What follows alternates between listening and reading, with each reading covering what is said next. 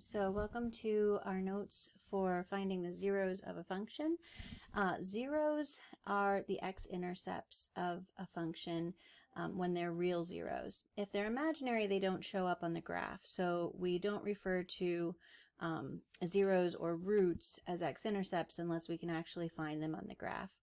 Okay, when we want to find the zeros algebraically, we put in 0 for y and solve for x. If it's function notation, remember f of x and y equals are the same thing, so we'd be putting in 0 for f of x in function notation. And the terms zeros, x-intercepts, and roots, those are all synonyms. We refer to the x-intercepts when we're looking at the graph to identify the zeros. We talk about the roots usually when we're using those zeros to build the equation. And we're going to do more with that idea of roots when we get to our unit on polynomials. For now, since we're looking mostly just at the graph and the equation, we're going to talk about them as being zeros. Okay, in example 1, we're asked to find the zeros of each function graphically by identifying the x-intercepts. So here we're only looking for real zeros. I'm not worrying about imaginary zeros at all. In A, we're just reviewing the different characteristics of the graph that we learned so far in the year. So we see this U-shaped graph, that's a parabola, and we know that occurs when we're looking at a quadratic function. So the type of function for A would be quadratic. Okay, the domain is all real numbers, so an interval notation that's negative infinity to positive infinity. The range is starting down at negative infinity and heading up to our maximum here at positive 4. And so we have a bracket since that 4 is inclusive. Okay, zeros, when we look at this graph, we can see there's a real zero here at negative 2 and another real zero at positive 2. So x is equal to, and we have set notation, so we use a squiggly brace because these are individual discrete numbers, so negative 2 and then positive 2. Okay, another way that you might write that notation, you've probably seen this in your algebra classes, you could say x equals plus or minus 2, right? That would be the same thing as x equals negative 2 or 2. Okay, then next comes even, odd, or neither. We can see the y-axis symmetry in this graph A, and so that makes this an even function. And the equation for this upside down parabola, if you remember from our lesson on transformations of functions, this would be the equation y equals, and then the a would be negative because the parabola opened down, so there's a reflection in the x-axis. Then it did not move to the left or the right, so the h is 0, so that'll just be an x squared. And then the k is positive 4 because it was translated up 4 units. And that would be the equation of the graph shown in A.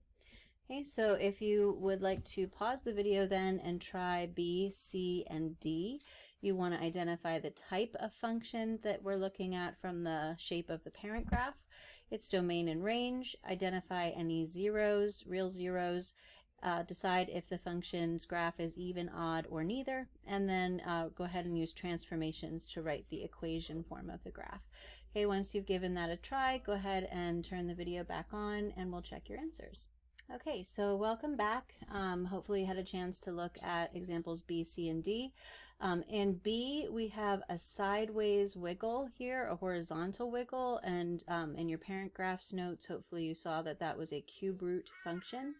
The domain and the range for that cube root function are fully unbounded intervals, so negative infinity to positive infinity.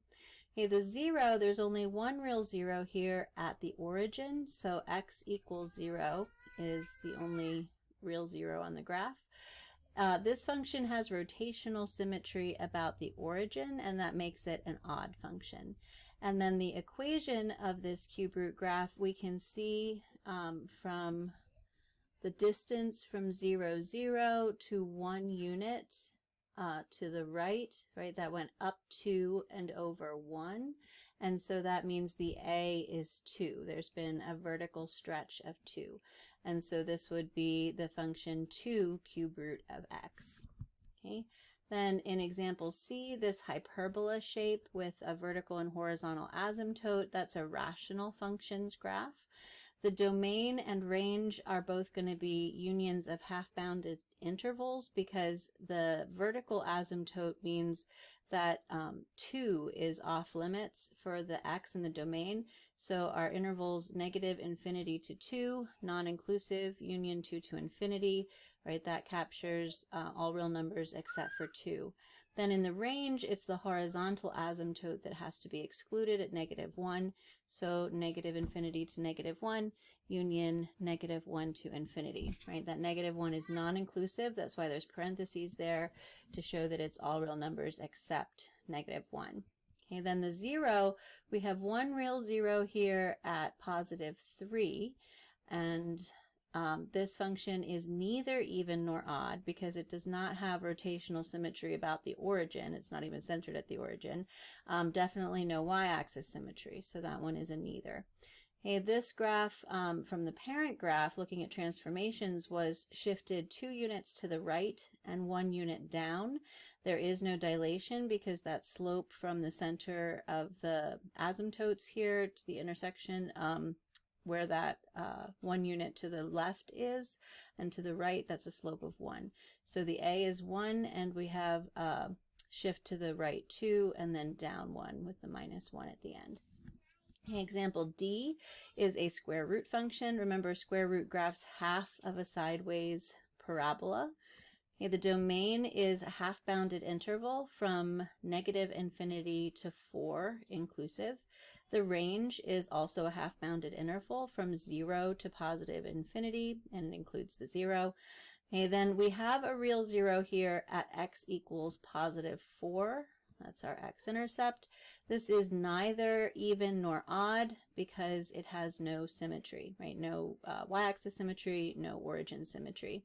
And the equation for this, the slope here is a -1 from the endpoint to the 1 unit to the left. So there's been a reflection in the y-axis this time. So it's the A is positive, but the B is negative. So under the square root, we're going to have a negative and then a translation to the right 4 units. So we'll need parentheses around that x -4. So the graph goes to the right. And then there's our negative for the B to make that reflection in the y-axis. Okay, so hopefully that helps with a little bit of review from previous lessons, along with identifying the zeros when we're looking at the graph.